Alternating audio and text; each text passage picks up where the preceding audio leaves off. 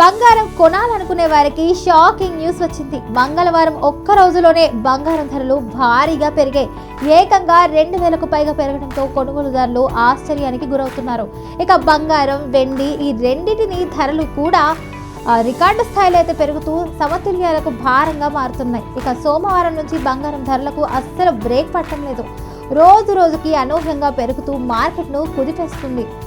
ఇక సోమవారం తులం బంగారం ధర దాదాపు 1000 వరకు పెరిగే అవకాశాలున్నాయి. ఇక బంగారం మాత్రం ఒక్కసారిగా 2400 అయితే పెరిగింది. ఇక దీంతో తులం బంగారం ధర 1,40,000కు అయితే మార్కెట్కు చేరింది. ఇక తెలుగు రాష్ట్రాల్లోని ప్రధాన నగరాల్లో బంగారం ధరలు భారీగా పెరిగాయి. హైదరాబాద్లో 10 గ్రాముల బంగారం అయితే 24 క్యారెట్ల స్వచ్ఛమైన బంగారం ధర మంగళవారం 1,38,550గా అయితే నమోదైంది.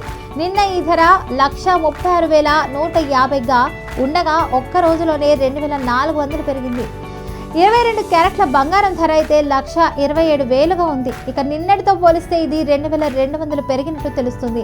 విజయవాడలో కూడా ఇదే స్థాయి ధరలు అయితే కొనసాగుతున్నాయండి. ఇక అక్కడ 24 క్యారెట్ల తులం బంగారం ధర అయితే 1,38,550గా ఉంది.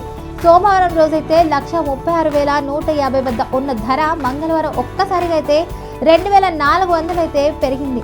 ఇక 22 క్యారెట్ల బంగారం ధర అయితే 1,27,000గా కొనసాగుతుంది. ఇక విశాఖపట్నంలో చూసుకున్నట్లయితే బంగారం ధరలు ఇదే స్థాయిలో అయితే ఉన్నాయండి. ఇక చెన్నైలో అయితే బంగారం ధరలు మరింత ఎక్కువగా ఉన్నాయి.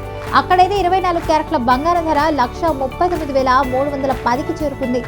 నిన్న అయితే ఇదే ధర 1,37,130గా ఉండగా సోమవారంతో పోలిస్తే 2,180 అయితే పెరిగిందండి.